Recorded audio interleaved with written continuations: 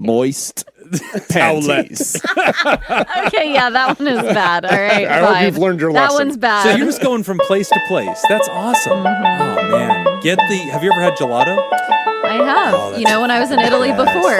Oh, okay. Have you had pizza? This episode is made possible by our Pizza's therapy okay. partners, Dirty B. Pickett and Jake Schneider. From fabulous Las Vegas, Nevada, this is Pod Therapy. Real people, real problems, and real therapists. You can submit your questions anonymously at podtherapy.net or email us at podtherapyguys@gmail.com. And now, broadcasting from the Churn, that's Jim, that's Whitney, I'm Nick. It's time for some Pod Therapy. Man, look at us. Just a bunch of adventurers trying new things. I'm cooking. Whitney's going to Italy. Hey, Jim, name a country that borders Italy. The water. That's true. There's a lot of it. It's like the Florida of Europe. I know that. Wow, I I'm know that impressed Jim there's- even Good job. I know that. has that visual. What water? Are you- What water? Oh. Name the water, Jim. African Ocean. Also, are you African Ocean. absolutely sure about Europe? I mean, yeah, right? I'm Like- just asking. Or is it? Yeah. Is it in Europe? Fuck. It's also Africa? So maybe it's both? Is it more Africa than it is Europe? Well, we don't Maybe know it's what both. we don't know what side of Italy she's going to. If she's I going to the only know- Africa side, That's true. Yeah. or if she's going to the Asia Yeah, it side. probably matters which side you're. Oh, there's Yeah. an Asia side. Okay, Yeah. I didn't know. Yeah. I only know what I know about Italy from World War II documentaries. Uh-huh. And I remember there being like, Okay, ally, Fox. or the or Axis? they were bad guys. I remember that. That doesn't answer the question. I feel like it did. I feel like I'm in the right ballpark. Just say you don't know, and we'll move on. Yeah, I don't know. But I remember they were bad guys. But I remember the good guys went to like Africa and fought somebody with tanks or something. I don't know. Norman, does that feel right? Is there a guy named Norman? Norm. talking about There's Schwarzkopf? Normandy. Yeah. Are you talking about oh. Storm and Norman Schwarzkopf? Nah, I don't know.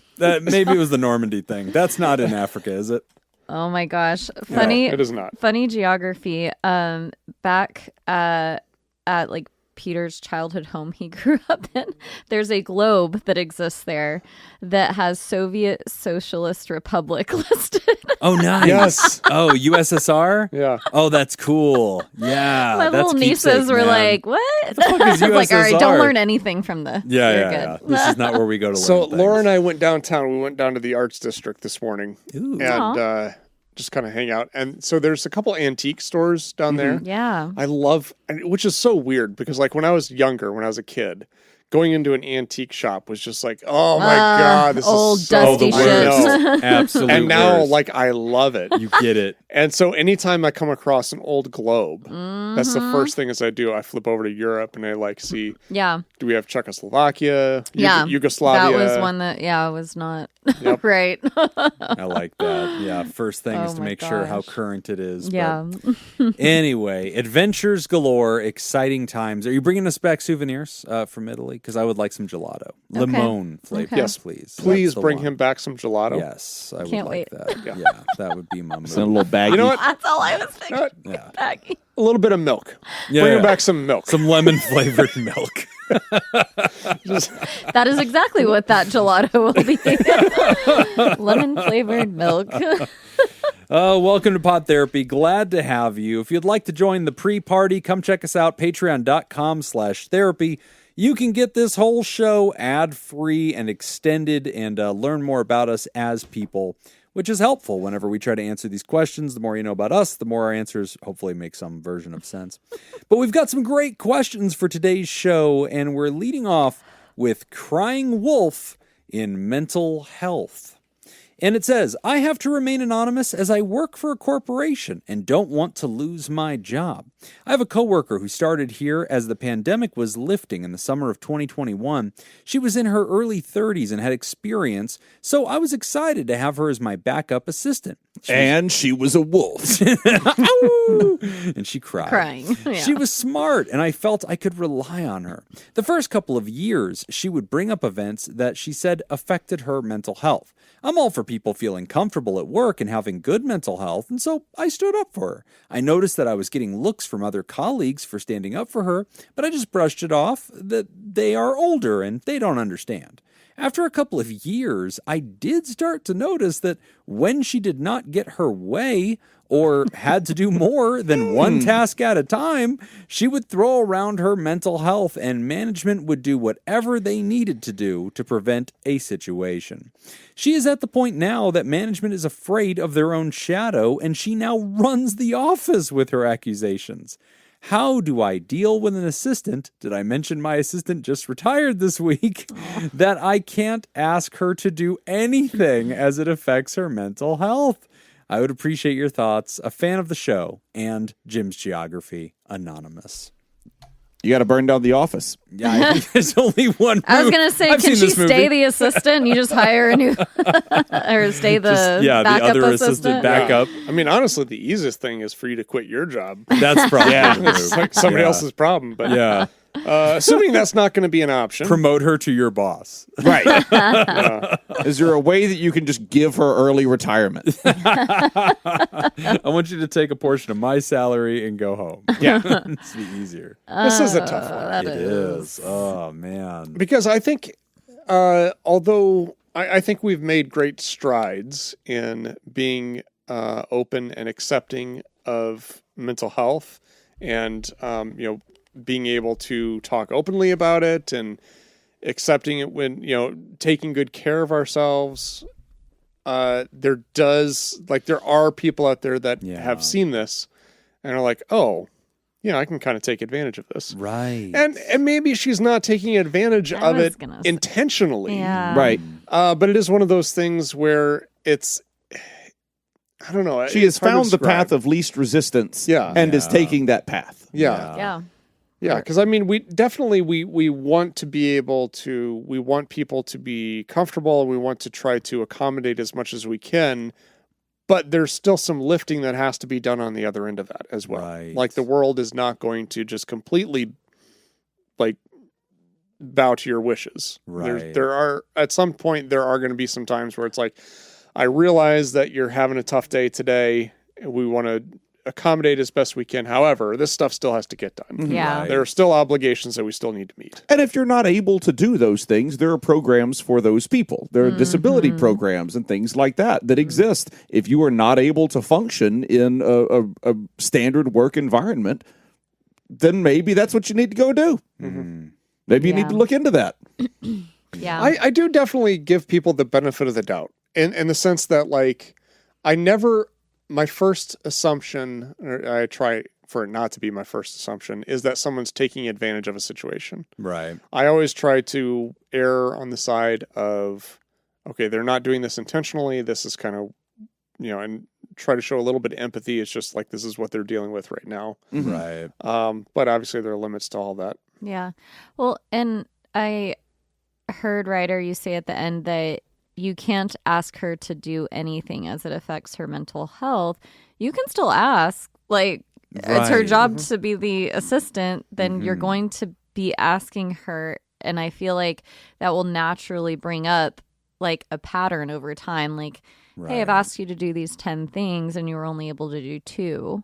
Right. What's going on? It allows Right. conversations to be revisited. Oh, I think I've got a good conversation starter here. Okay. You said that your current assistant is retiring, And she's the backup assistant. and she is currently the backup assistant. Yeah. So presumably she's going to at least apply for the full-time position. Sure. Yeah. Or gets it. Yeah. Or just be given it or whatever. I would suggest having, if not an application process, if your intention is to just give her the job, then don't worry about having a full application process, but perhaps a meeting Oh, this is a good idea. where it is simply about, here are the responsibilities of this person. Here is the day-to-day duties of this position. Is this something that you think you can I handle? kind of It's like like a that. refresh. That's it. Yeah. You'd be required to do this, Ooh, I this, like this, and that. this every day. Yeah. After lunch, you'd be required to do these things. Like this is the requirement of the position. Right. Are you able to fulfill these requirements on a daily basis? I really like the idea of defined job tasks, Yeah. which can be really tricky because a lot of roles they're not. It's going to be a little flexible sometimes, Right, But you can whenever write that in. You can define write it, that into a job that's description. huge because then you have this informed consent situation where it's like, hey, this is what this job is.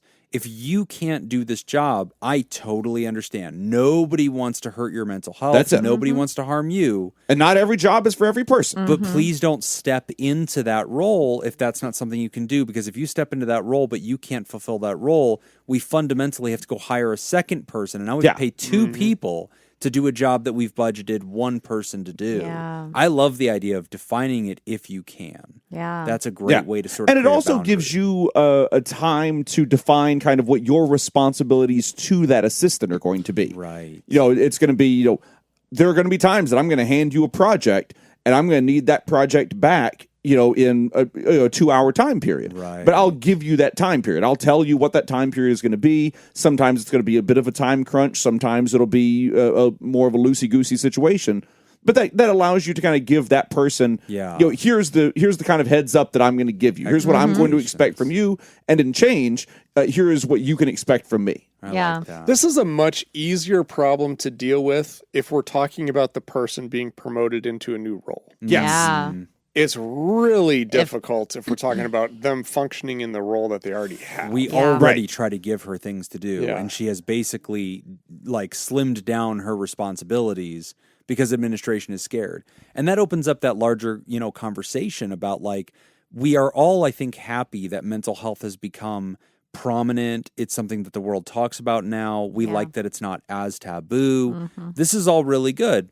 But then there is a lot of misunderstanding about it. And as people become sensitive to it and organizations become sensitive to it, and they don't want to be accused of being, negligent, they don't want to be liable for any harm, and they certainly want their employees to be okay, it does create this space. And I don't know, Whitney, if you've seen a lot of this, but coming through the COVID era, I was getting so many FMLA requests and people trying to seek short-term disability, or even if they weren't trying to cash, their short-term disability insurance or anything like that, looking for special accommodations from their employer, especially if they had really big employers, like they worked for a bank or, big institutions. Yeah. They would constantly be like, hey, I want you to provide documentation that basically says I have anxiety or whatever, and they were getting all sorts of reduction in hours without reduction of pay, changes in their responsibilities, all sorts of extra breaks, and Working from home. Right, yeah, working from home. And it was tricky because on my side of the street, I want to align myself with that person. They're my patient. I do care about them. Yeah. And I'm not here to tell them whether or not they're, skimping on the job or what do I care? Big fucking corporation is not my responsibility. This human is. Right. But there were definitely times that I'm like, I feel like you're kind of weaponizing this and you're just using me and the power of mental health as an institution to sort of push against the larger corporation. And I always felt like a weird juxtaposition in that, because part of me is kind of well, as an American, you don't have any other options. Yeah. You don't have a union. You don't have anything else that would push back and get you some kind of reprieve and get treated better. So you have to use the fear of this liability. So that's not really your fault. But then it does come into this cry wolf thing of mental health being used all the fucking time. Yeah. And it opens up an interesting conversation of does that water down the conversation we need to be having? Does that misrepresent what mental health is to your coworkers? Is that okay? What are some of your views on that? Yeah, I was getting flashbacks to emotional support animal letters when you mentioned that, where it's oh, I want this. You're like, yeah, my gerbil needs to come with me to Sam's Club. Yeah. But anyway, as far as mental health being kind of weaponized in some ways, it's a challenge because I think people learning about their own mental health, I think a lot of them are kind of going back to what Nick was saying. They aren't even maybe consciously doing that. They're just this is uncomfortable. I'm trying to feel out. Not trying to be dishonest. How uncomfortable I am at this job, or when something's requested. Now I'm overwhelmed. Yes. And in some conflating discomfort with a symptom, right? Because they're no. I had a patient for a long time that would say PTSD, and they'd say, "Oh man, I was really struggling at work. My PTSD started acting up." And it would put me in a weird position where I need to educate them that that's not what PTSD is. PTSD is not stress. But they're no, it is. It's a stress disorder. And to but I also keep want to be really rapport, careful, yeah. right? Because I don't want to minimize this or diminish Yeah. it because you need to feel advocated for. Yeah. And at the same time, you want to kind of minimize it and diminish it. Yeah, I want to right size it a little bit because like they're I feel throwing like it this needs to be around. minimized a little bit. Like, you're triggering Simmer my down. PTSD at work, and like the boss is like, "Oh no, I'm so sorry." Like, yeah, don't ask me to do things, and like I'm just gonna go for a smoke break. And they're like, "Can you believe it, Jim? They asked me to do 3 things today," and I'm like, "I don't know what to do." Yeah. Like, Well, I'm not your yeah. boss, Seems I'm on your reasonable. team. Yeah, that does seem reasonable. And I think it's kind of a delicate balance because my initial response is kind of like we've talked about with ADHD in the past, where the symptoms are very real and can be very disruptive to your life. But at some point, you need to take charge of those symptoms and do the best you can to seek help, or apply certain behaviors. Do the best you can with what you're given and take some like accountability for that. Yeah. And It's not then the world's job to adapt. right, basically. But yeah, I think that it's wonderful that this person can tell their boss, hey, I'm struggling with this, this issue, or whenever there's extra work piled on, I'm very overwhelmed and I can't do it. But yeah, at some point you have to decide, like, is this job right for me? Kind of going back to what Jacob said, when there's not a clear end point, or starting of a new point.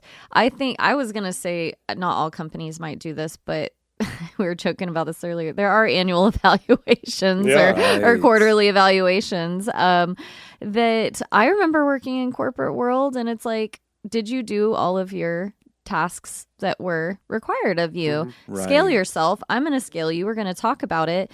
And if you aren't, we're going to start a, I think they call them PIPs or something, like a performance improvement Yeah, plan. there we go. So then it gives room to say not only what we can do to accommodate you, but like, what do you need also from us? Do you need us to give you a certain amount of warning, or do you need us to put a limit on how much we're able to give you at a time? And you know what? If we're only allowed to give you 3 tasks at a time instead of 10, we might have to adjust your pay for that because we are going to have to hire someone else. Like kind of like natural consequences there. And then the person can decide, do I want to stay at this job? Is this the right job for me? And where I say that should be treated delicately is because not everybody can just leave their job or change jobs to something easier. Maybe they are doing their best and they need to feed themselves, their families, It gets tricky, especially with the American with Disabilities Act and some sort of protections that are like, hey, are we discriminating against somebody with a health crisis? Right. I think for me, like as a manager, how I would deal with this situation is separate the tasks from the methods. Okay. The task has to get done. So if we're accommodating for someone's special needs, we're not accommodating the task. The task is the job that needs to get done. We accommodate the methods in which you do the job. Yeah. Right. So in the You same got to sort sense, these widgets need to be sorted. yeah. Yeah. So do you need an hour of extra time to sort the widgets? Do you need a different environment in which you can sort the widgets? Right. Do you need X, Y, and Z to sort the widgets? But at the end of the day, the widgets are getting sorted. Whereas it sounds like Yeah. writer Say situation. sort the widgets again. Sort the widgets. Yeah. Sounds like Emphasis the on writer the T. situation. Sort The person is widgets. like not sorting the widgets anymore. Yeah. And corporation is like, hey, And I don't ask think- her to sort the widgets. We don't want to upset her. Yeah, and I think that's kind of where we need to maybe draw the line. It's like, Yeah. well, okay, then we need to look at somebody else for this job. Right. And it's kind of like, when I don't know if you're aware of this, but in Nevada, if you're going to take your test for the your drug and alcohol license, you can request accommodations for extra time. Sure. Okay. But the test doesn't change. Right. You're answering the same questions. You have to present the same case study. You have to do all of these things. Right. The task is the same. The method is slightly modified. Right. And that's kind of what I'm talking about. It's It's a like, good example. Yeah. yeah, if we can, if the tasks can't get done, then that's just the person can't perform that job. We need to find something else for them to do. So if you're in a situation where this is a coworker or even a direct report, you don't have the ability to govern their job. HR has already told you, like, hey, don't mess with this person. We're scared of this person. We are a big corporation. they answer to you or assist you, but you should think of them more as a coworker, not as somebody that like you can decide their job description or something like that. I get the impression that writer is somewhat powerless and like is sort of looking at this and saying, I obviously listen to this podcast. I support mental health. I want to believe in this human. How do I, as an individual, interact with people in my life who are doing this? And I think that's an open question that's beyond even workplace. Like whenever you have friends, we've had people write in about this kind of thing before, where they've done that in groups of friends. They've like always like thrown their hands in the air and like, oh, me, oh my, I'm just going through so much. And people are like, oh shit, okay, we need to like make you the highest priority. And we've had people say in the past, like, I think I have a friend who's kind of crying wolf here. Yeah. I don't want to be insensitive, but like, how do I deal with that? This, I think, is kind of bordering that same open question. Is I don't think writer has the ability to do any of the things that we're suggesting so far. I feel like those are corporate things that maybe writer doesn't have those levers. And if that's the case, then it's a conversation between you and HR. Fair. Yeah, then it is like, hey, this person, my understanding of this person's job description is X, Y, and Z. Yeah. Right. Is that correct? Right. Do I need to redefine my expectations Right. of what this person is here being paid to do? Right. Explain to me what this person's job. If I'm going to supervise this person, I need to understand this person's job description. Right. And so HR, please help me understand what this person's job description In writing. is. Yes, absolutely. Yeah. Tell me what I'm allowed to ask and what the expectations are. Yeah. Yeah. I like that. And then if you have additional needs, then you can go back to HR, you can go to your superior, whatever it is, I like that. and say, here's what my expectation was of this assistant position. Yes. Now I'm now being told these are not reasonable expectations. I'm being told by HR that these are not the expectations that they understand, and these are not the expectations that are put upon that person. Right. How does this get done? Now I need an additional person. Right. I need help with this. I need to know how this gets done. And so, I mean, if it is somebody else's problem to deal with, make it. It's sometimes difficult to just say like, hey, you have to solve this then. Right. Like here's an issue. If I can't solve it, that means you have to solve it, boss. Yeah. Well, what I find in corporate settings is that there has to be a problem before there's solving. You can't go in and be like, Right. I've this been will asking happen. and Right. I'm not getting some of these things done. I would like Right. extra help. And they're like, you would like extra help or do you need it? Right. And it's not until your work is not getting done because your assistant isn't doing Yes. stuff. Like I tend to appreciate the natural progression of things in general in life. So if I'm the writer, I'm going to be asking her to do stuff. And if she pushes back, that's all documented. Document everything. Every That's an conversation. email. You Just said email. you couldn't. Yeah. Just email everything. But I think you're both right. I don't think that the system wants to try to fix anything. If you're predicting what will go wrong, I think you have to allow things, like you have to let the eggs hit the ground. Right. But the obvious answer that we've all neglected here is to out mental health crisis this woman. And just play chicken with it and be like, her mental health is affecting my mental health. Like her Making my inability. I thought you PTSD were act saying- up. Right. You're getting all my PTSDs going I thought you were because gonna say I'm so stressed. Tell the assistant, no, I am just so stressed. I need you to I help need you me. to solve these problems. Well, I can't solve these problems because it triggers me. need Oh you. my God, I'm being triggered by you being triggered. This Yeah. can't and just keep need my going. assistant. Yeah, that's right. And then be the first one to run to HR and just be like, I can't keep doing this. I'm really I'm overwhelmed and blah blah blah. And That's yes. the obvious answer. Yeah, I think that's the move. Also, you're going to want to go to the Pod Therapy Bait and Tackle shop. Yes. And buy the shirt that says PTSD's nuts. Yeah. I'll print that up right now. Yeah. Just putting that in the shop as we speak. PTSD, these nuts. Actually, that might be a good logo for the shirt PTSD's where nuts. your nuts are already on Jim's head in the basketball Oh, game. yeah. one. Yeah, Yeah. that is, Wow, that I would be haven't good. seen that Yeah. one. Nuts. Might be a Wow. good caption for that one. Well, writer, this is a tough one. And, I think that we've definitely seen this in the world, and it's so tricky because ultimately it's like we talked about in the past, and I think Whitney brought this up is really true, that, anybody that's out there, you cannot expect the world to bend to you. But at the same time, I do feel like I resonate with the American workforce who often feels like there is no excuse, there is no accommodation. Yeah. They are cattle. Yeah. And then you talk to a friend in France or a different country, and they're like, "Oh, your health is not a priority. You're not. You've reported that you're not able to get things done." And they just said, "Oh, fucking well, we'll find somebody who will." That's illegal. And we're like, "No, it's absolutely not illegal. Not in most states. That is not how that shit works."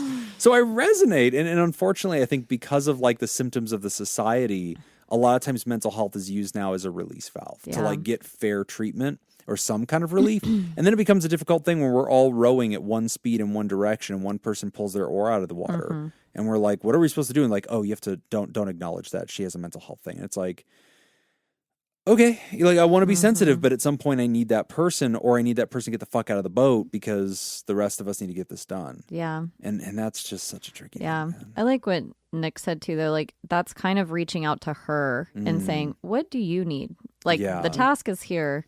Is there a different way to approach this? And maybe they just haven't asked her and she only feels like she can share, like, I can't do it.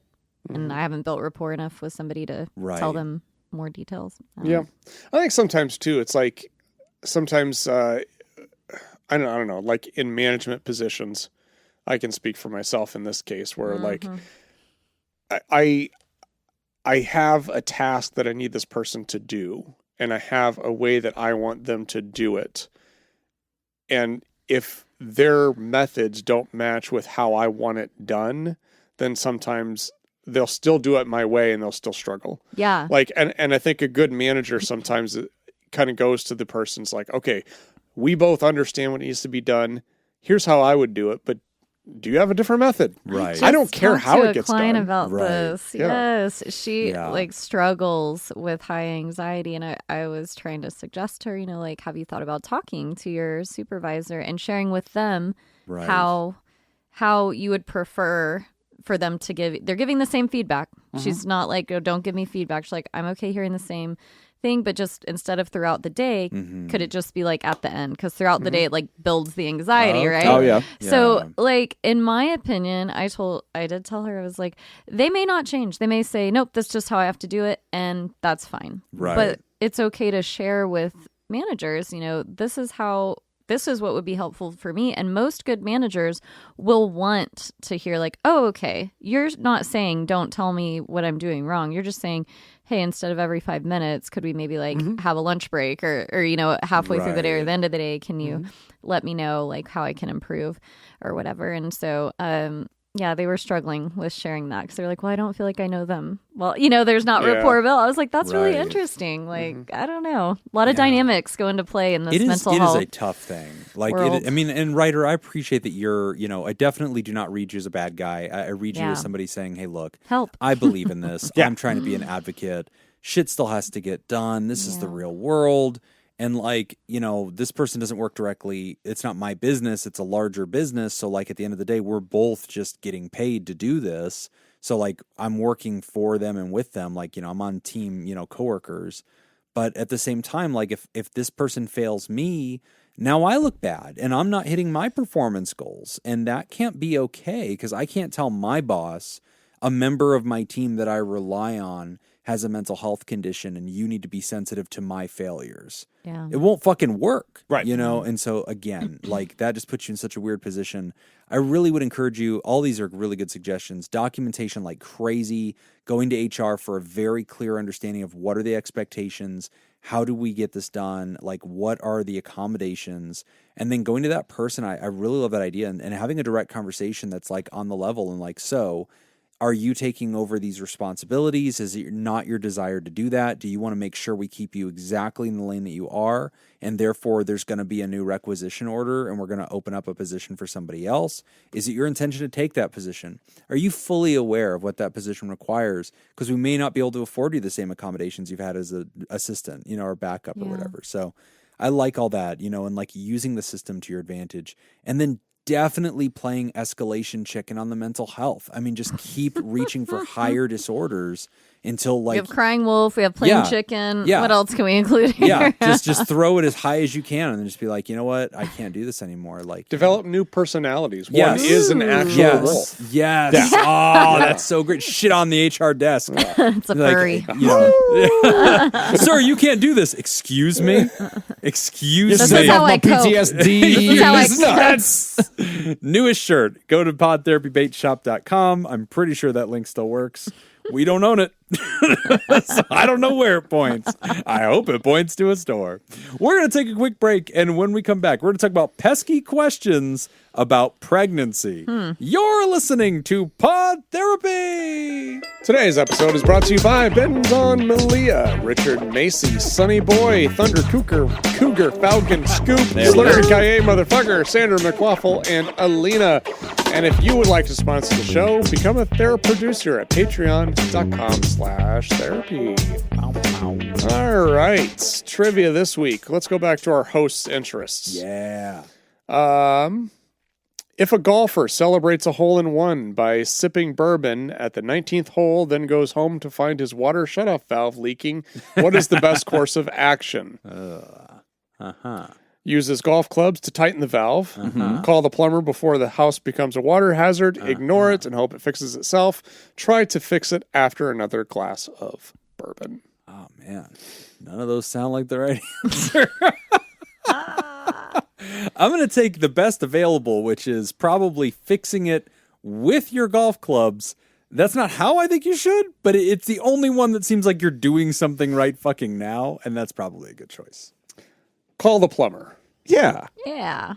All right. Okay. Yeah. You call the plumber. You don't hit it with a Your golf house club. is destroyed by the time that plumber gets there. No, honestly, what you have to do is you have to know where, because you have to have you have to know where the water shutoff valve in the house is. Yes. And you have to know where the street water shutoff valve for the whole Yes. property You is. gotta get Yes. to both Because of then you got to those. be able to shut off the whole property.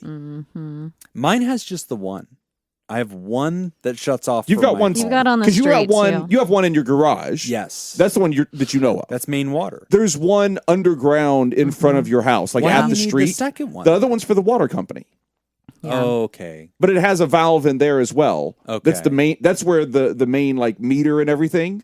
Oh. Where they're metering how much water you're using, so if they know how there's much a to water charge you. leak between A and B. Then That you would could be a shut off that problem. main. That's when you go to the A and you Yeah. shut that one off. But B is usually going to protect your house. Right. Okay, got it.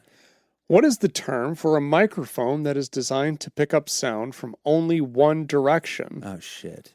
Often used to reduce background noise in podcasting. Give us the answers.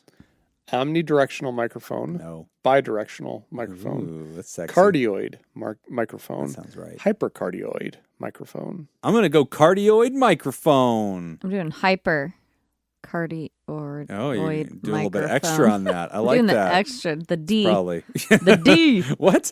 Whitney's bringing the D. You heard her. She wants all the D. I'm going to go C. It should be hyper. It should be D. It's usually called supercardioid, but hypercardioid, I guess, is just a different term for it. Boy, Jacob's gotten both of What the a microphone answers wrong. Dumbass. Yeah. He doesn't know anything. No, it should be Cardioid. supercardioid. Nope. But they might have just made up the term hypercardioid. Oh. The intern knows everything. She No, I'm saying they has may have never made been up wrong. the term hyper, But it's and- super. yeah. Super Cardioid You have duper. microphone. cardioid and supercardioid. No points. Give Jim all the points. This feels right. What U.S. state is home to the only royal palace in the United States? Oh, I know this one. What the fuck? Got to be Royal? Hawaii. It is Hawaii. What? Yeah. What? There's a was like- royal palace in Hawaii? Yeah. Why, Jim? Why is there a Fucking, royal? I don't know. Oh my Why the fuck would that gosh. be there? The queen lives there? Yeah, you're on the right Is it track. like a summer You're house for close. the queen or something? Okay, not the queen you're thinking Yeah. of, but that's okay. What? You're, There's you're one thinking queen? You're thinking. Well, too, she's dead. Yeah. Yeah. You're thinking too And so white. there's no queen. Yeah. What the fuck? Yeah. Your Way too queen's pale. too Way white. too pale. Yeah, yeah. Like Queen Latifah? Oh, Weirdly closer. we're just reeling them in. Just Yeah. stick all the bait. So it's not like a real building. It's like Queen Latifah's No, estate. no. it's a royal It's a real palace. queen. That The royals that ruled Hawaii before Yeah. the U.S. It was the took Kingdom over of Hawaii, Yeah. Yeah. before we annexed it. yeah. Huh. Yeah, look at I thought that. they had a chief. Oh my, sexist. Sexist. Have you not seen Moana? I have. I love Moana. All right, then you get it. They weren't in Hawaii. They were in like Fiji. They or were kind somewhere. of Hawaii. No, that's so far. Okay, one more for this one. What knot commonly taught in scouting is known for its strength and ease of untying, fuck. even after being tightened under load? I'm sure I learned this at I'm so bad. camping at with these. sex offenders. Yeah. Camp sex offender. I think they've changed the name of that now. I think they have. Square knot, clove hitch, bow line, Jesus. or sheet bend. I'll go with clove hitch. Yeah, I want clove hitch. Oh, I'm gonna go with whatever Jacob says. That's a I'm solid gonna move. go with that. Yeah. Cardioid. After the square knot, the bow line was the most commonly taught, so I'm going to go with bow line. Okay. But it might be clove hitch. I think the ease of release makes me go clove hitch more than bow line. Clove hitch was my Got a nickname guess? in high school. Whitney? Oh, I was just gonna do. Actually, my original guess was gonna be that, but no, I'm just gonna go with whatever Jacob said. So we're all going clove hitch then. Yeah, Except me, I went with bow yeah line. that was Right. what I was gonna say. And it's bow line. Shit. Oh, there you go. Ah, Should have gone with my gut. So The clove hitch is going to be easier. Fuck you. The clove hitch is going to be easier to disengage even after it's been under Sucking at load this. than the, You know, than the bow I feel line. like we have some thoughts. I think we have some notes on this. This system. intern, who is this? You know, Emma is just fucking around. I don't Emma? know how I feel about this. You Save it guessed for the- fix the water line with the golf club. Settle down. yeah. I was in the right ballpark. Look, I was the only one taking it seriously. Save it for the 6-month review. You call a plumber in Las Vegas, and your home is gone by the time they get there. Like, Yeah, turn it'll the be a water off. week. Yes, but that was the option I went with. It involved using a golf club. Why the fuck not? Use the putter. I don't know. Is that all the questions? Yep. All right, I'm in the lead. Pesky questions about pregnancy from Anonymous. Hey, everyone. I'm desperately seeking advice on more creative ways to say, mind your own business and leave me the fuck alone. Backstory. Grab some popcorn. My husband and I are a pretty traditional, suburban, Midwestern, professional couple. I get it. There are societal norms, and we've mostly stuck to them. Bought a house about 2 years ago in a nice neighborhood, got married last October, and have been laser focused on our careers since. I juggle 2 jobs, a doctoral program, and all the horse stuff. Yes, actual horses. Cool. Horse stuff can also be many jobs. Well, my husband just switched jobs about a month ago to tackle higher level cases. We totally understand that life happens and the best laid plans often go awry. But based on multiple factors, my husband and I have crafted what we think is a pretty solid master plan for the next few years. Houses, careers, kids, dogs, you name it, we've scheduled it. So everything can flow as harmoniously as possible. But wait, as soon as we said I do, the barrage began. When are you going to have kids? Are you pregnant yet? Lovely.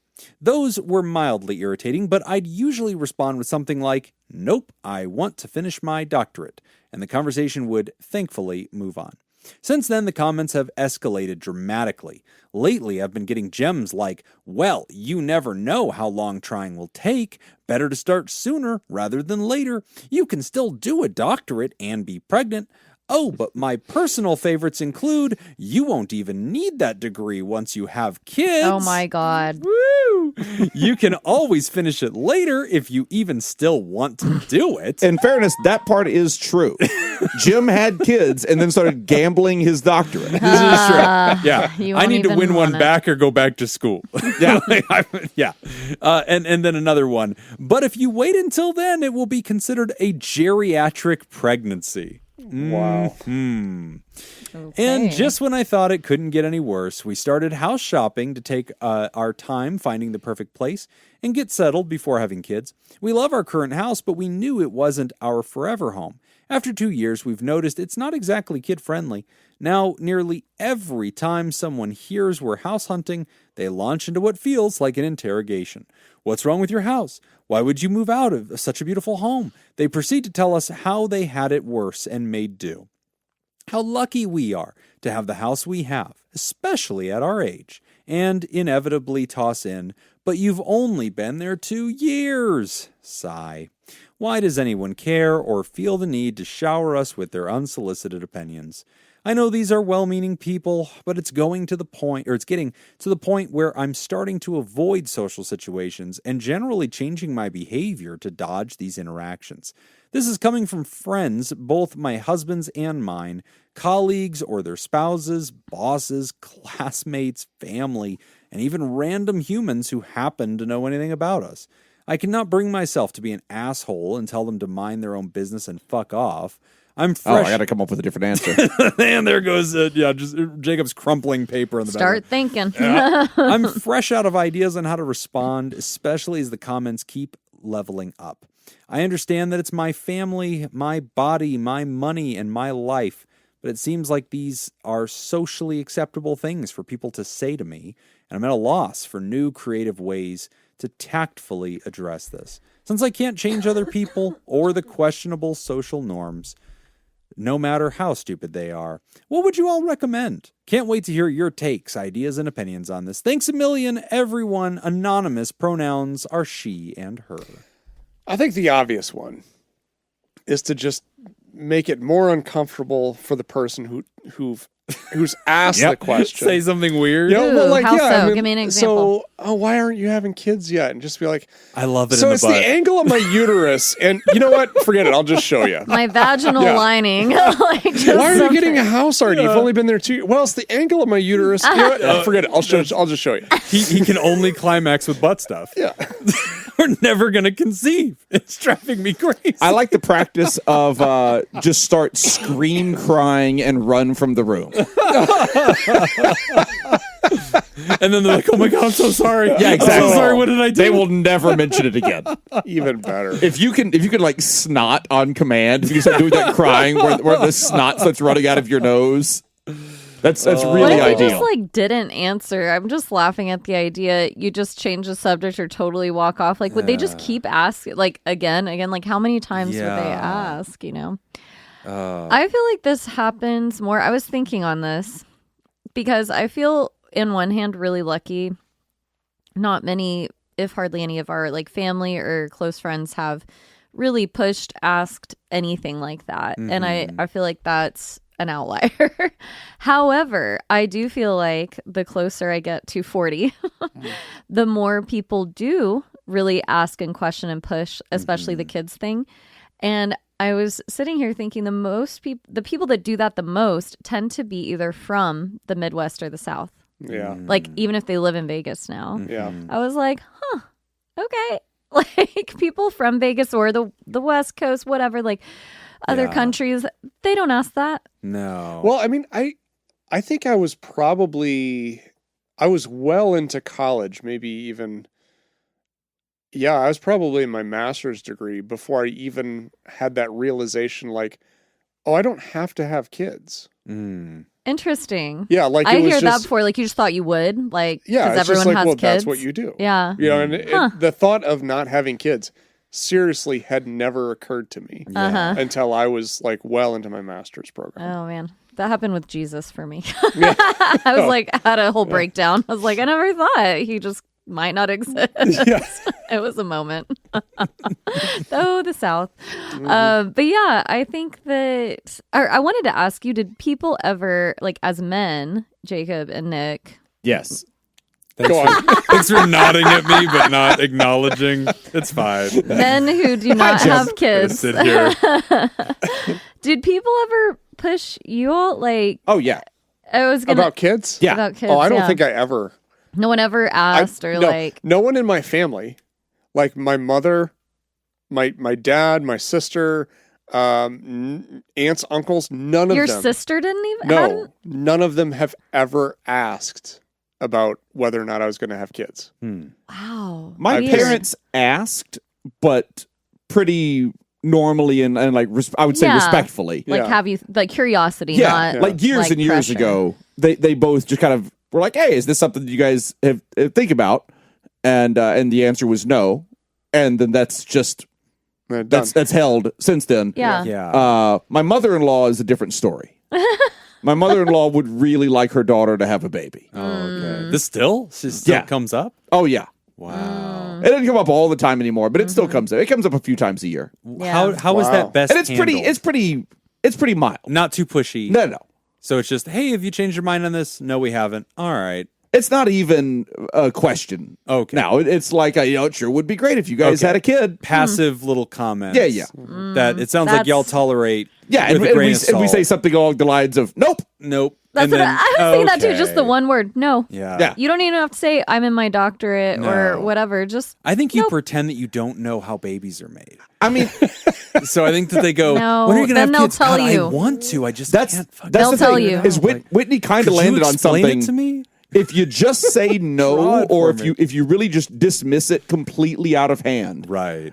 that holds more water in these Yeah. conversations than explaining reasons. I have Okay. done Because that, if you yeah. explain reasons, then you're opening yourself up to a conversation. Yeah. People feel the need to respond to your reasons. Yes. Also, I think I've... And that's with anything. That's true. Yeah, because Yeah. I've learned this, again, like this is the second question in a row. I've kind of come back to this, but like being a supervisor at work, like to not have to explain certain things. Right. Yeah. Like, this is what's happening. Decision's been made. Yeah. Yeah. Yeah. As opposed to like if you try to soften something up, like with I used to talk about this all the time in rehab, like working with clients that are entering early recovery. You know, if someone says like, "Hey, let's go out for a drink, let's go do whatever," to just say, I don't drink anymore. Right. But Don't not get to into say the like, reasons. I wish I could, but. Yeah. Because if you say, I wish I could, but, all Yeah. you've done is you've said, here's this obstacle. Help me overcome this Yeah. obstacle. Right. Could you help and me then I'll move go this? do this thing. Would you go out with me? Oh, this Yeah. couch is in the way. Oh, Yeah. okay. So I should help you move this fucking Yeah. couch. Like, not just no. And I do think you do kind of open up that, like, if you go into like a backstory, Yeah. then people are like, oh, well, I can help you with this. Yeah. Here, let me talk you how I didn't get my PhD, Yeah. And like, And Ryder's in an interesting situation, right? Because like I feel like in all three of your cases, your answer is definitive. It's not soon. It's Yeah. no. Whereas in Ryder's case, it's like, yes, these things will Yeah. be happening. Yeah. I want to answer your question in full. And it puts you in a weird position because if you just say no, you're probably right. Like it could just be done. But in Ryder's case, it's like, yes, my plan is this. And then unfortunately, you're adding that information. I think you're all three correct. As soon as you do that, you're pointing at the couch and they inherently walk over and start inspecting the couch. Well, not only is it that, you are then inviting them to have conversation Yes, about it. So yeah. if your issue, and part of Ryder's issue is, Right. this isn't people's business. Yeah. Yeah. If you invite them to have that conversation, you're kind of making it their business. Yeah. So I mean that part kind of comes back to you a little bit, where you can just, there are ways to just shut down a conversation. Right. I mean, it could just be like, nope, we've never wanted kids. Yeah. Or- Or to be able to say, like, definitively, we are going to be having kids in exactly 5 years. I have a milk jug of frozen sperm. Yeah. It's in the garage. Well, your ready sperm's to going to go bad by then. What if your freezer Not breaks this down? You sperm. better hurry up and This get that never sperm. goes I've bad. got the creme de la creme of turkey basters ready to go. Pew pew. well, I pray to Satan every day. When he blesses us with a child, we're going to be very happy. Yeah, that's the real answer. Yeah. Oh Be my like, whoa, God. we have a bigger problem. Actually, don't have Never them. mind. Yeah. Never mind. No, That is a tough one. People do know. feel, but I feel like, and this, I'm sure that everybody listening to this has already thought this. I'm not, saying anything interesting here, but it's true. I feel there is a huge double standard here where women, it is socially acceptable for any fucking person, your coworker, anybody that barely knows you, Yeah. to just comment on shit like this. Or touch your belly. Yeah, or fucking, just like, it's just, there's no fucking boundary where Where'd it's that like, come from? oh, are you I'm going not to have even a pregnant baby? and I have that problem. Yeah. People just touching my well, belly. Can I just Stop. touch you? Like, what the fuck are you doing? But like, yeah, no, just there's Because no it's nice and boundary moist. here. And it's tricky because like I appreciate that Put it in the world that women live in, there is a lot of conversation about a lot of this stuff, and it isn't verboten. Like, like talking about relationships or like, how are you? And if like, you're getting your hair done and your Yeah. hairdresser's like, how is everything? And you're like, oh, we're having a hard time. That is not weird to bring up. Yeah. Whereas if I just say that shit to my barber, it's like, fuck, like the temperature just dropped 10 degrees. Like neither of us was okay with me being so honest. I feel like Yeah. women are more comfortable talking about that stuff. It's not weird to do it. But unfortunately, this side of that sword is like, yeah, and then people fucking feel like they have permission to ask. Yeah, I do feel like some of the choices that I have made in my life up to this point, like other people who think more traditionally would not have agreed with. There's a lot of pushback when I finished grad school, and instead of jumping into maybe an internship, we went and lived abroad, and I just taught 4th grade for a year. And I remember, people being like, "Oh, you're wasting your degree," or "You're doing that." There will be feedback from people that care about you and think they're helping. And when you live in Midwest type of towns, everyone cares about you, right? You have a community, you have townspeople. I think, Nick, you can comment more to that, who just kind of know your business. So they feel they have a right to comment on what a your weird life. town. The mailman's like, Nick, I really need to talk to you about your life choices. I think no, you should the have a mailman different is. job. I bet your mom probably knows Fuck the her. mailman. The mail person. I think so. Your mom definitely is that knows not that. where you were going with it? Honestly, It's a male woman, first of all. Male person. Male person. Is it a male person or a female mailman? it was a male person, but Yeah. now it's a female, I believe. But honestly, oh my God, Mom that fucked just both of them. reminded me of something. I feel Kind of like wish it's a you good would story. have, because here's the thing. somebody's got to carry No, that package? because- Somebody So save this this. just happened this past week. It's I'm a on the edge of dick in a my box. seat right now. All right. Sidebar. Yeah, love fuck it. this question. Go on. Go. Okay, so I told you, I told you guys off air a couple weeks ago about the baseball card. Yeah. Oh no. So sent that in oh no. to get it graded. Yeah. Uh-huh.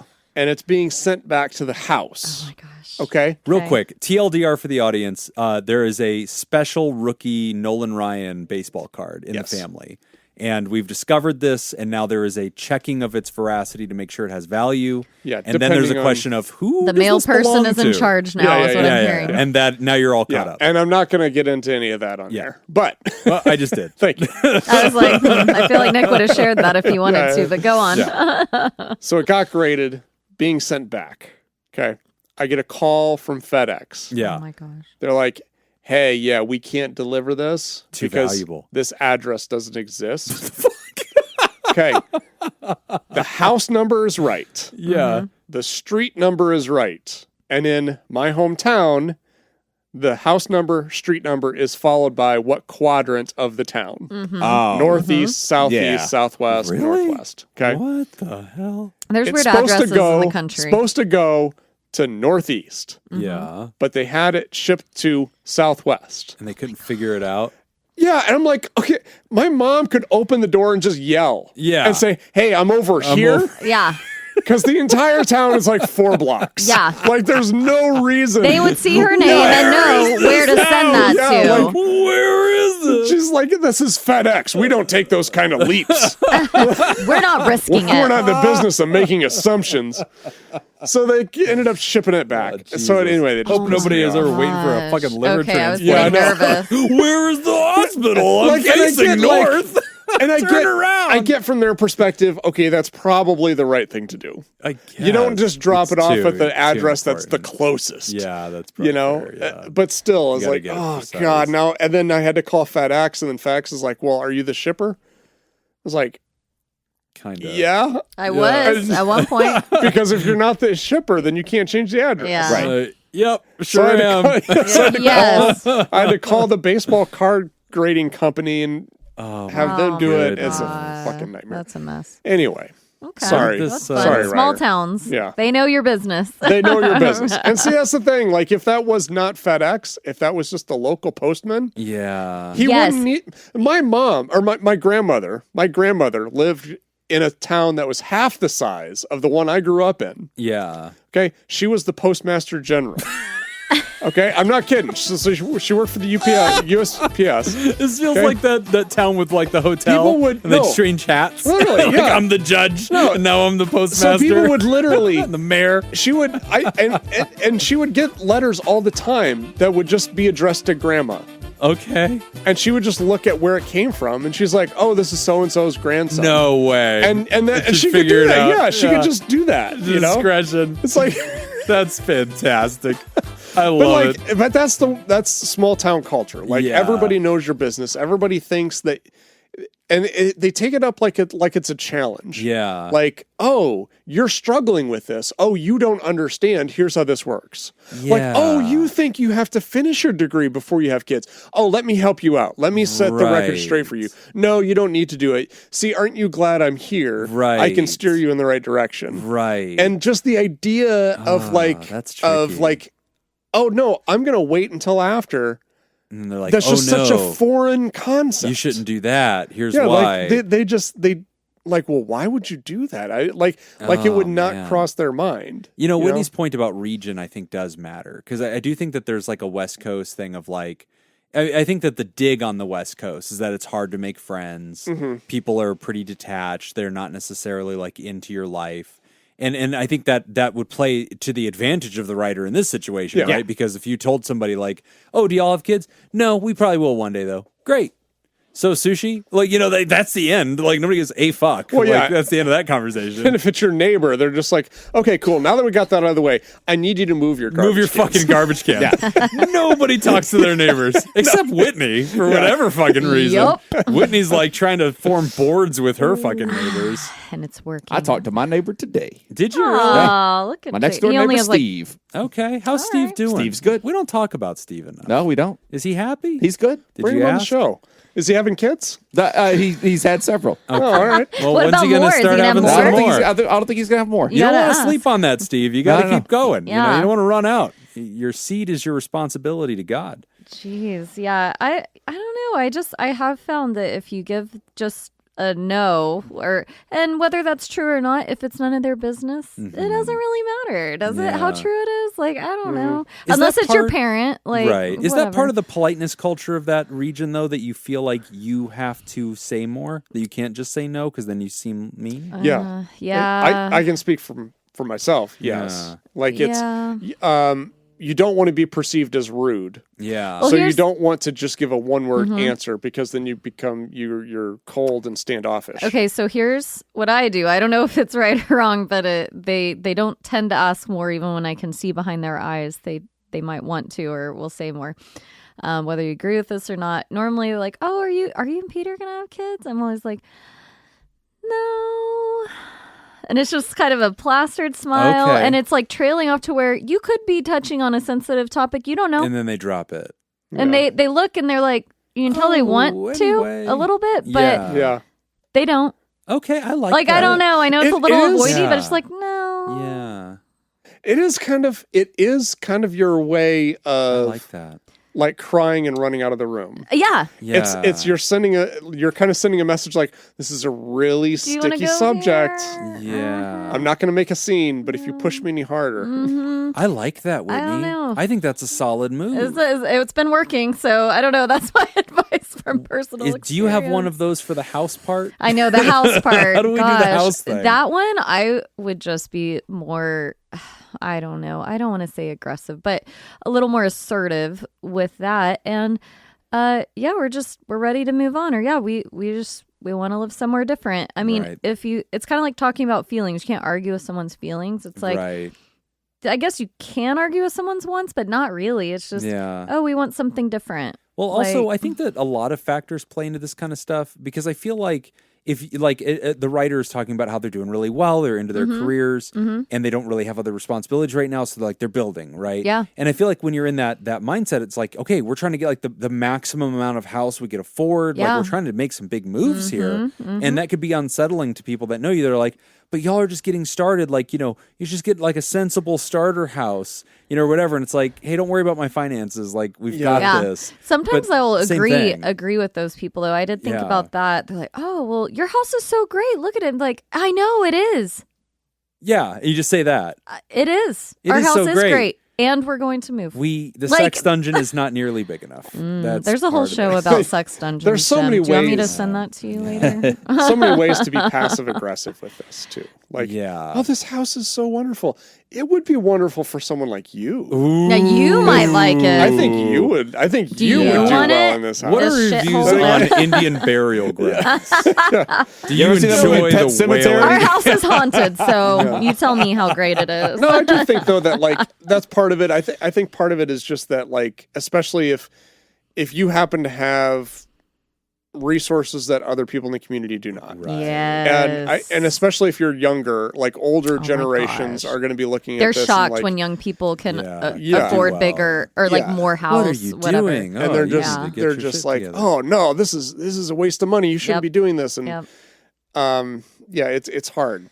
I think it's hard for people to see that, and so part of it may just be frustration or jealousy on their part as well. Yeah, and I think the best available answer was Whitney's like trailing off, like find a way that sort of subtly implies None you of your shouldn't fucking ask business. me this anymore. Yeah. But I Sit really in like this. that angle because like the anger angle doesn't sound like it would feel natural to the writer. It doesn't it, that feels like, hey, I know they mean no harm. I'm irritated, but I don't want to be that person. But I really like the other angle of making it like you're hurting me. Like, please don't ask more questions. This hurts me. I'd like to talk about something else. Because people they're already quite polite. They're interested in your life. They're Sure. intrusive. But if they sense that, like, oh shit, I'm stepping on your feelings, This is a there's touchy- this jumping back of like, no, I'm sorry. I don't want to hurt you. Or you, oh my God. And like, for the love of fucking God, America, don't ask women about pregnancy. Jeez. I cannot tell you how many people I have had who've been through a fucking miscarriage or some shit. Yes. And then like they just randomly go meet new friends or they're like introduced to their parents' friends or whatever the fuck. And they're like, so when are you guys gonna be pregnant? And then like, Tears. Yep, she just fucking starts crying and Yeah. leaves. And everybody's like, oh my God, what did I say? And like, something that you just should have shut the fuck up about. Yeah. Like just how You about stuck you your nose in goddamn somebody else's spaghetti? business. Yeah. And there was a consequence for it. If you're not prepared for handling that situation, you shouldn't ask that question. Don't. It's like it's almost kind of like jumping off of the high dive and then on your way down realizing like, oh, I don't know how to swim. Yeah, maybe I shouldn't have done Like that. maybe I shouldn't have done that. You know, it's funny because as therapists, even the way we ask people is very roundabout. And Yes. like Oh, yeah, we yeah. need to ask because we're learning everything about them. Yeah. But if we talk to them and like we're sizing them up and we're making certain judgments, we know we're going to ask about their lifestyle and who's in their life and if they have children. But even the way we ask that tends to be very indirect and circular and leaves lots of room for you to like have ways out of that conversation or Well, to drop a hint. yeah, and we can also handle that situation when it goes bad. Right. You know, Say, like, yeah, we've been we trying to that have skill kids for set. 3 years. We've had 10, miscarriages. Like, okay, Yeah, well, you're in the right we're place. ready You're in for therapy. that. We can deal with that. I think the other thing too, like I guess my approach would be a little bit different in Whitney's, and maybe this is just female versus a male perspective. Like I would come at it very direct in the sense that like I think of the example that I can relate to, which would be like finish school pregnancy? versus Oh, having okay. kids. Yeah, but like, oh, well, you should have kids. No, I'm gonna finish my degree. Oh, there's plenty of time for that. Like my response to that would just be like, no, definitely not. I'm in it now. I'm gonna do this. I'm gonna get this Yeah. done. Then I'll worry about that. So it's a lot more kind of Committing to direct. what you like, want. Yeah, like. No, I think your idea is stupid. This is Well, but it's not kind of actually like saying it. addressing your needs rather than giving Yeah. into defending like what they're Yeah. saying. It's more like, oh no, the doctor is important to me. This is really important. Like, because then it shifts. Like, hey, remember you're asking about my life, Yeah. not what you think is important, like having kids or I shouldn't sell my house or whatever. Like, yeah, it does center it back Yeah. on you. Like, oh no, the doctor is important Yeah. to me, and we love our life right now. It's been great. Well, Like- and coming back to like Southern or Midwestern sensibilities, the obvious move is just say, God told me to finish the doctor. Oh, first." absolutely. Like, no oh, one can argue that. God told you? God told me Yeah. to do that. Oh, well, Yeah. fuck. Okay. It's kind of like idiocracy. Like the plants told me they want water from the toilet. Yeah. Right. Rewatch that. So You can good. talk to plants. I know. Yep. Yeah. Well, I think it needs water. No, but they need electrolytes. Yeah, I'm a Brondo. It's okay, called Plants Grave. No, plants told they me. told me they want water from the toilet. Yeah. Yeah. So just do that. You Just can say, also yeah, go God with the told me to do old this. if you want something that's like more aggressive than just passive aggressive. You can go Aggressive, with the my mom asked me that question last week. It wasn't any of her business either. Oh. Burn. Yeah. You can't survive in a small town that way, Jacob. Okay? Well, I think if you're a woman and you're talking to a man and he says, "Oh, when are you gonna have a baby?" Then you do the whole, Are you offering? Make him really uncomfortable. I mean, now? If it is a Me and woman, you? you'd be like, your husband looks fertile. Are you busy? Yeah. Well, now that you mention it. Yeah. Well, so when are you having kids? You I don't know. offering What's up your that sperm D? count? Yeah, what's your sperm count? What are you batting right now? Hey, what about that? Just That's your put average, man. Yeah, the question's back on them. Like, Yeah. what is your sperm count? I don't know. What's your calendar look like? Yeah. That's the move. again, we go back to the very first thing that we said was to just Out make awkward, it though. Yeah, just make it so much more. I mean, I can uncomfortable for understand them. why you'd ask that. I mean, seeing as how you're pregnant right now and everything. Oh, You're not. Oh. This is awkward now. I'm so it's almost like we sorry. shouldn't have brought this topic up at all. Oh my gosh. Let's both agree not to talk about Nosy this ever bitch. This is why God made you ugly. Blake Lively totally got in hot water because there's an interview from years ago where she was pregnant with, I'm guessing one of her, I don't know how many kids she has, one of her children. And the interviewer says, congratulations on your little bump. And you can see her visceral reaction. She goes, congrats on your bump. Yeah. Oh no. Fuck you. It was awkward. Yeah, there's a whole like lore behind it that I won't go into, but it was interesting. I was like, oh, she pulled a Jacob. Yeah. Also, it's just common sense. Never ask someone if they're pregnant.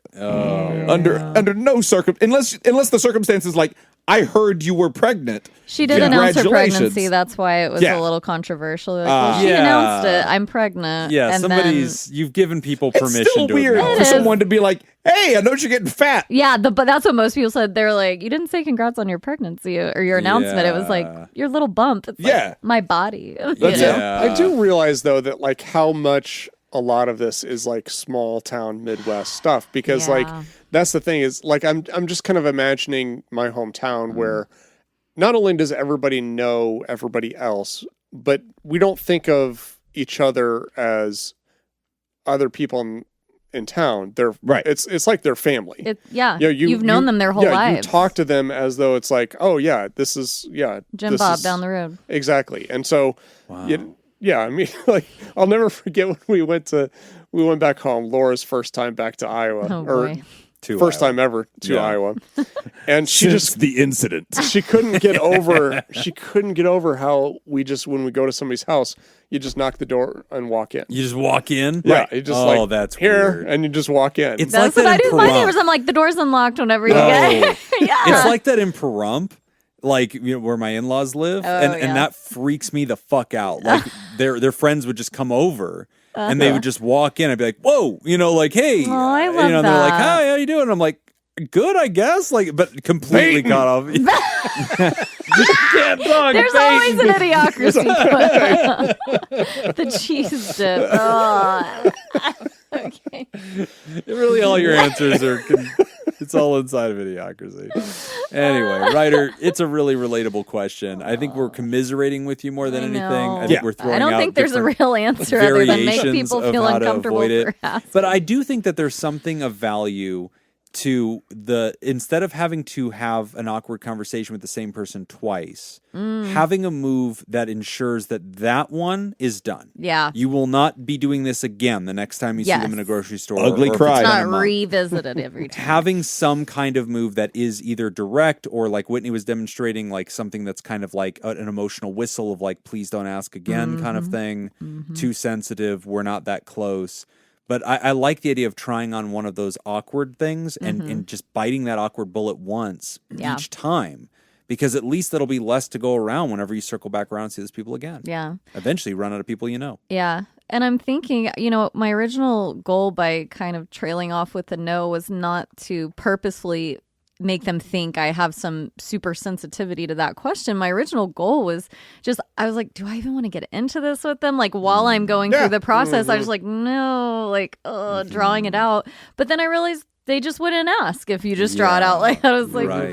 9 times out of 10, they just drop it. Or just like, okay. Yeah. I like I don't that.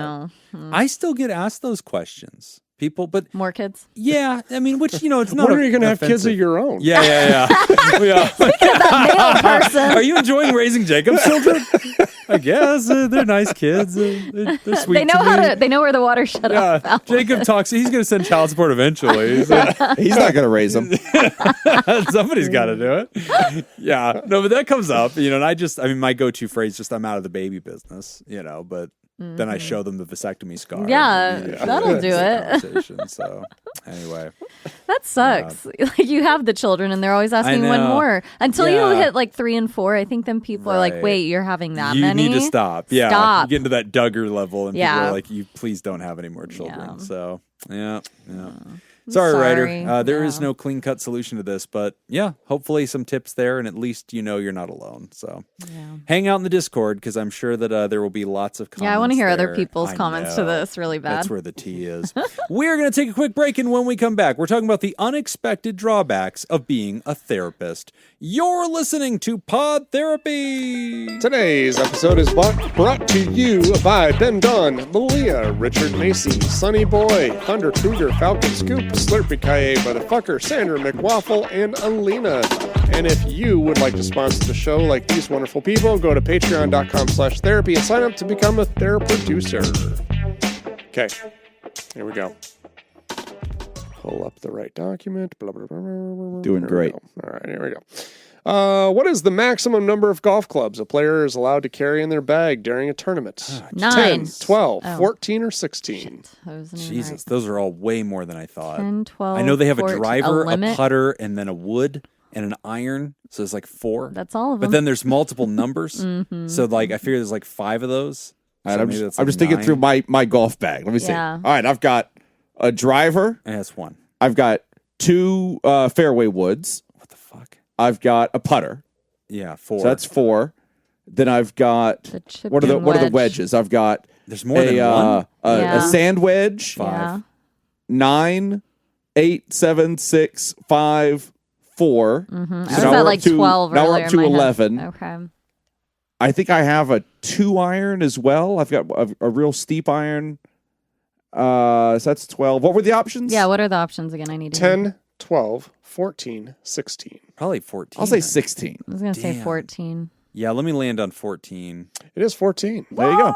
Dummy. I got one right I'm finally. so good at golf. You are. Oh, thanks, Whitney. All the people who've true. played, I've like played one full round my whole life. It's one more than me.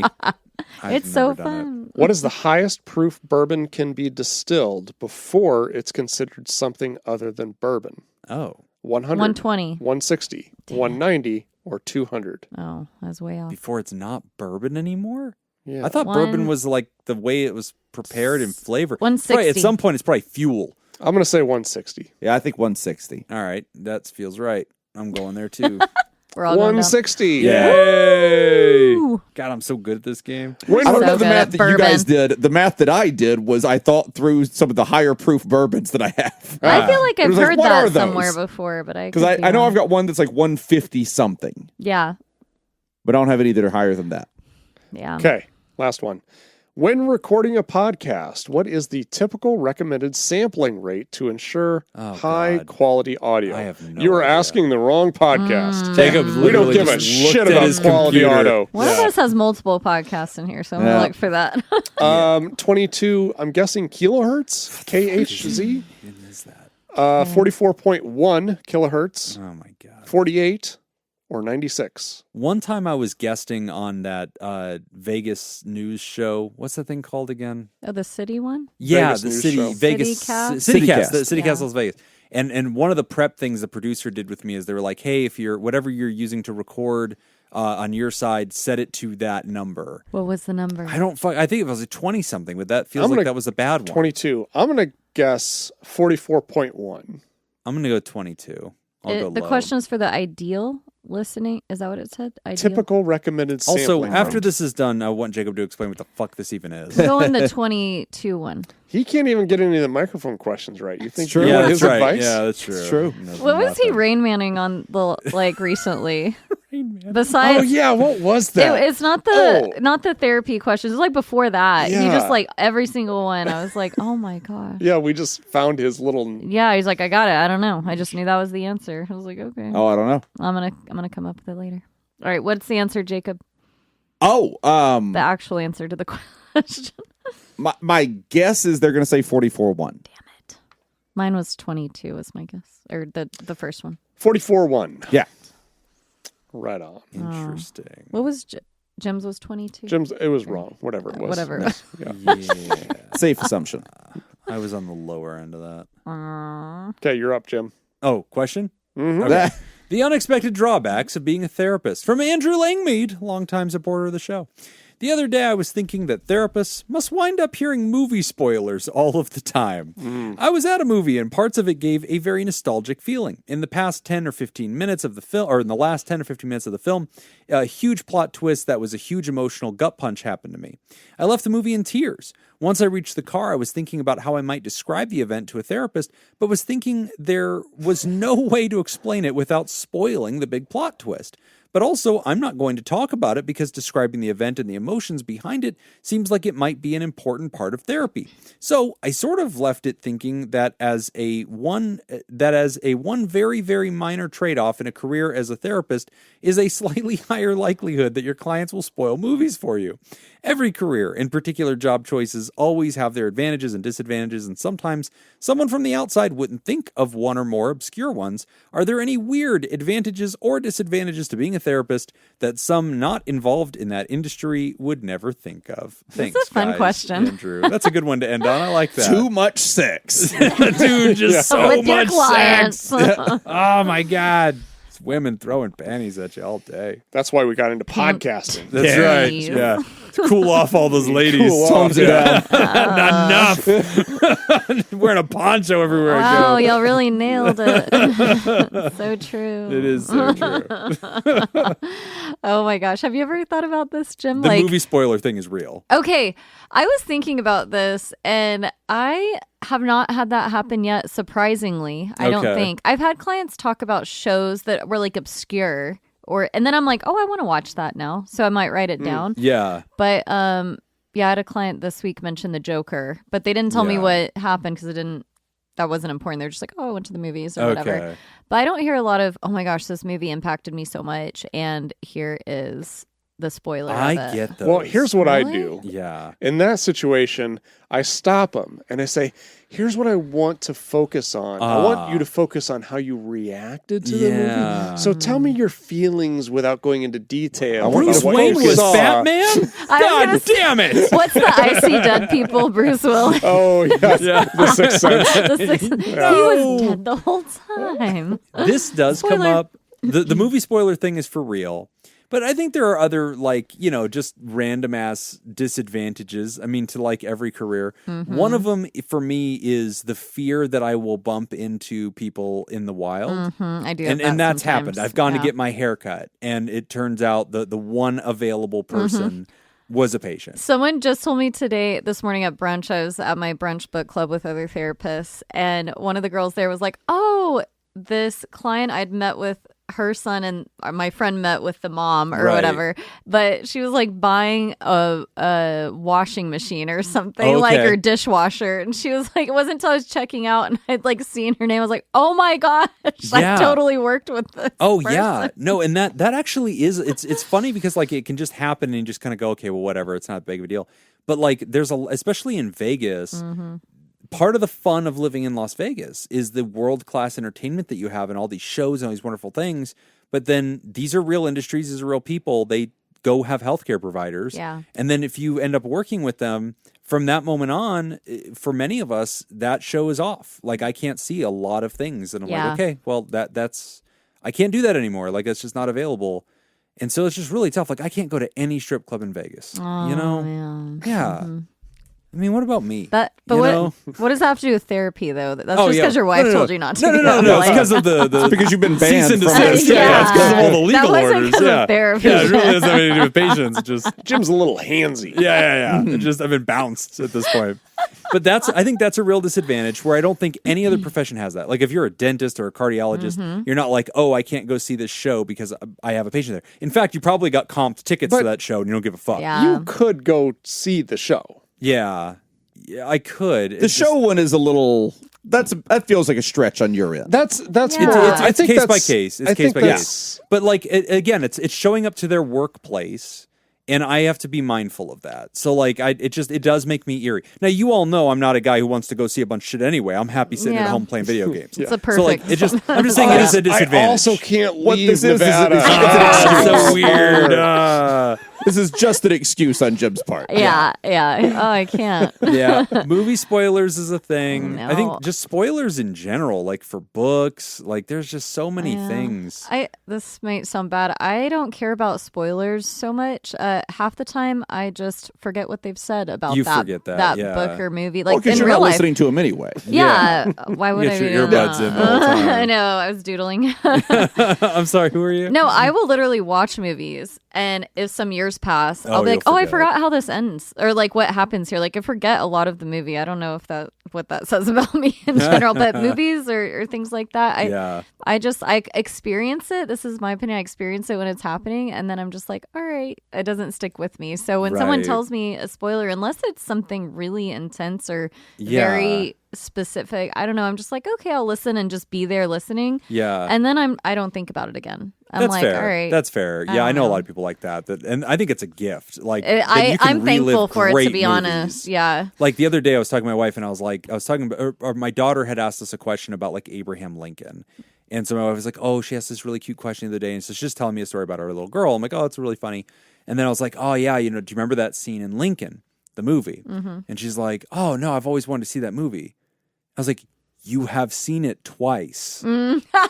With Okay, me. I'm not that bad. Like, Well, I don't think I. How do I you don't not know. fucking remember? It's just like, no, we've seen this movie. I was like, that's what you said the second time I made you watch it. And you're like, oh, I really want to see that movie. I'm like, you've seen it once. We're gonna talk about that after. I have some Yeah. thoughts about And that. it's always really funny because, like, at the end of these movies, that's when she'll be like, "Oh yeah, now I remember." Like, oh, when the fucking Okay. credits roll, that's whenever Okay. you suddenly click, That and then you're name. like, "Oh yeah, this part." This is the He least dramatic dies. thing about Jim that his daughter has blocked that in her mind. Yeah, that's right. Daniel No, but Day-Lewis. like another disadvantage. I was just thinking about this the other day because it was today actually. I was at the store doing some grocery shopping as I was getting ready for my great grill extravaganza, which went splendid. But I got conversational with this guy in one of the aisles. We both had our Raiders stuff on, and so he's like chatting with me about it, whatever. We're getting along, and he's just being really nice and just really friendly. And I found myself struggling a little bit. Like, and I don't know that this is a universal thing, but I think there's a percentage of this that any therapist could somewhat relate to, but I'm sure a large portion is Jim just being a neurotic mess. But like usually that's it. But like Good there was a guess. part of me that's like, sometimes it's hard to interact with somebody and do that in my most natural way. That is not therapy. therapish. Yeah. And so like I don't, it's tricky because it's not like these skills become part of how you just talk to people. Yeah. But then like in my mind, I'm like, no, Jim, don't use those. Don't do that. Just be you. But then I'm like, who am I? Like, I don't know how to be me in a objectively friendly way. There's a handful of people in my life I do that with. And pretty much it's you three. Like, I don't really have anybody else I just can just go to a bar with, completely be myself. And it's a very strange reality that I've associated with the career, that I sometimes have a hard time like knowing how to fully not have any of that present. But then I think like, well, maybe that's not a good thing. Like maybe these are nice skills that I should use in my friendships. But then I worry that my friendships aren't real. Because then I'm like, well, if this guy really likes me and we're getting along and he wants to be friends, does he really want to be friends with me? Or did I therapy his ass and I did the joining thing, which is great as a skill if you're trying to save somebody's life or change their life. That's a really gifted therapist, but hard to know if you're authentically forming true friendships when you have that ability. Does that make sense? It does. It does. I just spoke with someone else about something similar Yeah. recently where I had to outright tell them you're valued not because you ask questions, because you're a therapist. They were actually not a therapist, but Yeah. like they were doing the same skills. And to some extent, it almost gets like kind of annoying. I'm like, just be you. Like I can tell you're not being you. Like Yeah. just be your authentic self and we'll care about you and love you anyway. Yeah. But it's hard when you've built a relationship from that to test those waters and be like, okay, Yeah. if I'm not Mr. Therapy or talking to you in a certain way or style or tone, are you still going to appreciate me and value me and be my friend? Yeah. That's hard. Yeah. I don't know as if I've ever had that issue. Yeah. I don't really either, but Yeah, because I think for me, I never looked at it as like, the things that you learn as far as skills that you can bring into therapy. I've never looked at it as like, this will make me a better therapist. I've looked at it as like, this will make me better at having a conversation. Right. And then having a conversation makes me a better therapist. Yeah. Also makes me just a better conversationalist. yeah, it Right. does. So yeah. I don't feel like I have to separate the two if I'm not doing therapy, because it's not therapy. It's just I'm genuinely interested. So I feel like it's changed the way that I talk to people, but I still don't feel like I'm therapizing or anything. Right. I don't have that distinction anymore, because both of them feel genuine. Yeah. Like if I felt like I was being disingenuous and I was implementing some sort of CBT or Questioning, solution focused yeah. or something like that, if I felt like that, then yes, I feel like that would be, to me, it's just about being genuine versus not genuine. Yeah. So I don't. I do feel like I do. I'm gonna come back. I tend to not, but I do sometimes. And sometimes with friends, I'll even kind of preface it or ask them, like, if they go into something they're really struggling with, I'll kind of start prefacing it like, hey, I do have some feedback. It's kind of like therapy feedback. Like, you know what I Right. mean? Is that Like, hey, I'm okay? about to kind of Yeah. ask you, because that's the best way I know how to handle this. And so I Right. sort of either get consent or like warning. Hey, this is not so much friend Whitney. Like, that's just gonna be like, yeah, fuck Yeah. them or whatever. Like, I think for me, it's part of the problem, and this is, again, probably just gym neurotic stuff, not so Probably. much the profession. But the bulk, like when I think about the amount of human contact. I'm just agreeing. I'm supporting. He's supporting me. It's like Thank you, Jacob. Jacob. Right. Yep. He just agrees. Yep. Just let me know I'm right. I'm just supporting Jim's view on Thanks, this. buddy. If you add up all the hours of interaction with other humans I've had in a month, it is so overwhelmingly therapeutic. Like if it's with students, if it's with patients, if it's here on this show. yeah. Like that tone is coming out so much that there's only a few interactions I'm having with family or off air with you guys that like isn't. Yeah. And so it becomes this other part of me that I lose touch with. And like I have trouble remembering what that guy sounds like. Yeah.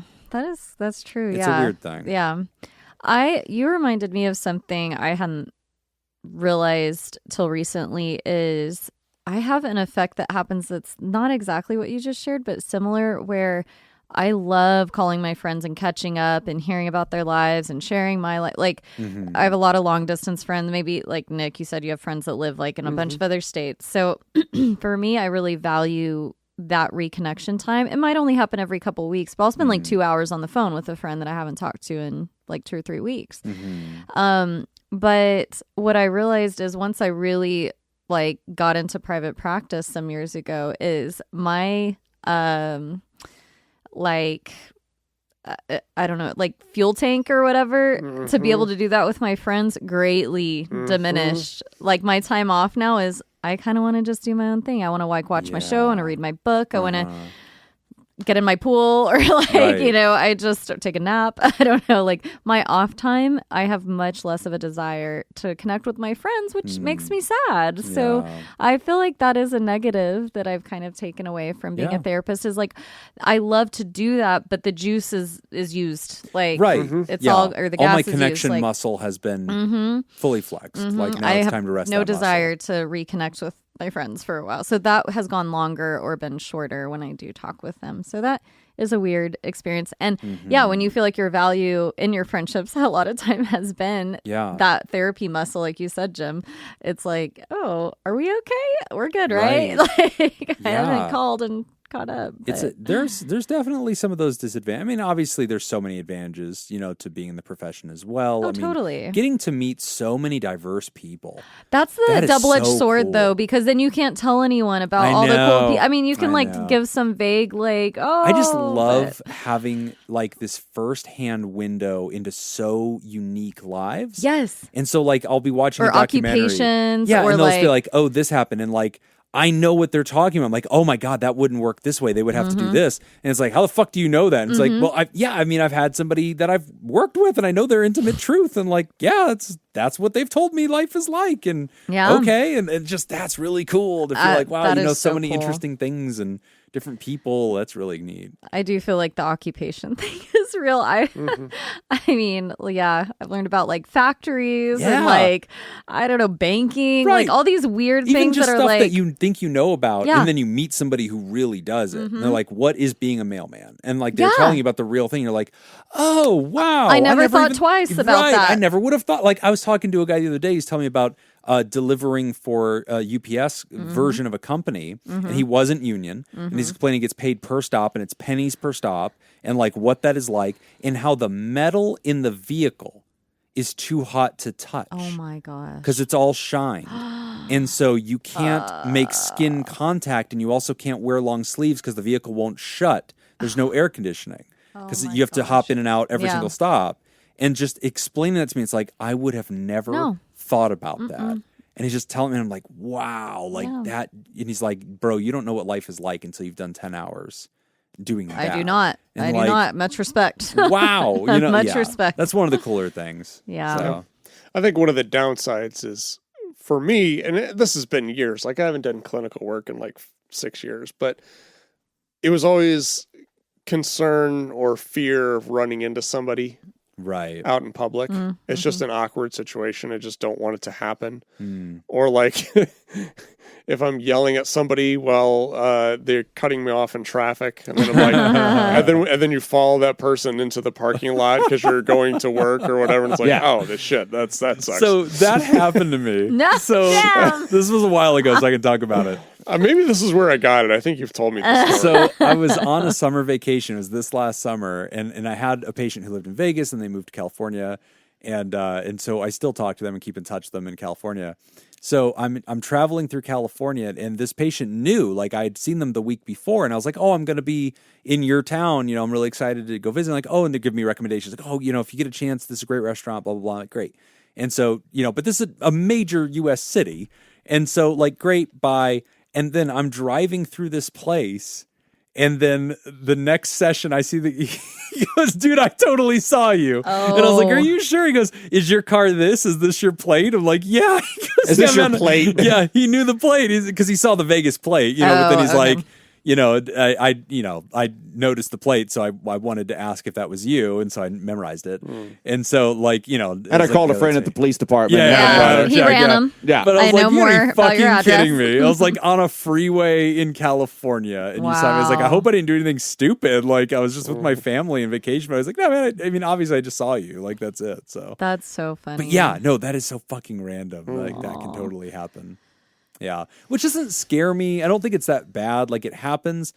For me, my biggest fear is that I will do something wrong. I'll mismanage the like, situation. I just don't want them to feel bad that I've shown up or like I've invaded their space. Or, you know, that's my biggest thing. It's like, oh shit, I forgot you do work at this restaurant. I didn't know it was this one. You know, but then are they going to feel like, wow, you didn't listen well enough to me, Jim, to know that this is the one I work at. And I mentioned to you the other day that I work on weekends, and you fucking still and like, I know. Oh no, you know, it's like a lot for us to remember, but I do feel bad when I forget something, or I feel like I should have known. And like, you know, I'm obviously overthinking it. Like most people don't give a fuck. Like if they see us in the wild, they're just like, hi. Yeah. Like, which has happened to me too. Like where I've shown them like, hey everybody, this is my therapist, Jim. Oh my God. Like, I'm not legally allowed to do that, but I guess you can. Like I can't do that. So well, they can. Yeah, they do whatever they want. They That's can. their truth. But anyway. No, so lots that of movie cool spoilers. stories, cool lives. The movie spoilers, I don't care about that. But I think it would be really hard to be a single therapist and be on like Tinder. And that kind of shit. I I'll do bet you think that's about hard. this. I had a client like once who was in healthcare, and they were like, I cannot go on. They're trying to make friends, but like I can't even go on there because I'm probably going to run into these people, this population I work with. And I was like, shit, you will. I was like, I don't know. How do you make friends then? I don't know. I would imagine that is so. Did I ever tell you about that? Oh, no. I, Nick's been on the dating about apps. how he met Laura. Yeah. But yeah, I have come across on dating apps, not clients, but other people in the field. Okay. You know, but then there's one time I was, this is probably 4 or 5 years ago, with a friend, and we were at a bar listening to a band or whatever, and I'm sitting there just minding my own business at the bar. Bartender comes up and gives me a drink. Says, the young lady over there bought you a drink. Oh, wow. And I was like, oh, that's that's never happened to me before. Yeah, I was like, this is a big deal. Big deal. It was really cool. And, but I was dating Laura at the time. I think we've been together for a couple of years. So you poured the drink out? No. Threw it in her face. Face. So, get away. So I did. Stranger. So I'm not allowed to talk to you. I'm in love. What we have is real. I'm in love. And I don't care if he knows. Okay. I just ran out. So I was nice about it. So I went over and I introduced myself. I said, hey, thank you for the drink. I appreciate this. I said, I actually have a girlfriend, but I do. That's very nice. And she's like, yeah, she's like, I saw you over there. And I just, my friends kind of put me up to it. I was like, oh, that's very nice. And so it just kind of struck up a conversation. Yeah. And, talking about work or whatever. And she's like, oh, I do grant writing or whatever. I just work for this nonprofit thing or whatever. You're like, go on. And I was like, oh, really? What's the nonprofit? And she said what it was. And it's a program that I oversee. And now you've taken a bribe. So, oopsie. yeah. So that was That's part of her plan the whole time. That was what she was really up to. Yeah. Now, see, that's called the honeypot, Nick. You're supposed to be smarter than that, fool. And you go audit those files, and she's like, it'd be a real shame if anybody found out about that time. Oh, yeah, the dating app thing would be a big negative. Oh that my is God. interesting. Can you imagine? That would be so hard. So, like, if you ever go onto the subreddit for therapists, that comes up all the time. Like, you'll see people on there, like, I saw my therapist on a dating app, and, like, they have all sorts of reactions to it, right? Like, sometimes the predictable one of, like, do I shoot my shot? They're there. I'm here. We're clearly both available. Like, oh my God, that's hilarious. Do I just shoot my shot? Like, what are the rules? So that comes up. Or things like, I don't feel comfortable with this. Like, I know too much. Yeah, or like whatever, or they have a friend that dated that person. But like, they're not, we've never connected those dots. But then they listen to friend tell a story about guy they went on a date with or whatever. And it turns out, holy shit, that's my therapist. And now they're like, it's weird. So anyway, I could just see it is a very different reality than any other healthcare profession where it's just very normal to like. Yeah, if you see your dentist on there, nobody no big gives deal. a shit. No. They just go out and do whatever, just, I don't know. It's very odd. I scream loudly, ugly cry, and run from the room if I see my dentist in public. I thought you were going to say if you saw your therapist in public. I was like, they'd chase you down. Wait, let's talk about it. Yeah, the dentist does not chase you down. No. They let you go. That's the one that got away. Anyway, good questions here today. As we wrap up the show, I want to remind you can sign up at patreon.com/therapy. You can get the extended show ad-free a day earlier, as well as enjoy our live chat Discord community and our weekly deep dives, interviews, skill shares, research roundups, and rants. And we've got we've got one very important new person. Well, just as we're talking about deep dives and whatnot. Yes. If any message from intern Emma, yes. If any of you have some ideas for some deep dives that you would want Jim or Emma to cover, yes, reach out through Discord. Yep, we have a channel called Suggestion Box. Yes, and there is. I'm sure Emma sent you the link. To okay, so the outline is great. Yeah, so we've got some stuff coming. Yeah, intern Emma, who is a licensed therapist, is developing awesome content. Just the writing on this is so cool. Really cool deep dives into all sorts of stuff that people ask about all the time. It's going to become a library resource. I'm really excited for it. Yeah. So if you have any ideas, reach out to her. Emma's also threatening to do interviews with all of us and create a series where it's get to know a host. And Good fucking luck. Takes questions. Yeah. I think Emma's just in front of Jacob's house, just holding a mic. This is happening. I heard things. Shit. Good fucking luck. I feel like, don't listen to him, Emma. He would do it. He'd be flattered. Good fucking luck. Anyway. What are the odds that you're going to have a deep dive posted for Very the next unlikely. 2 hours? Very unlikely. Then just go ahead and move one of the... From your stash Yes. that you've got until next year? Yeah, I'm Thank through you. February God already. damn you. I'm done through February. Wow. But here's the thing.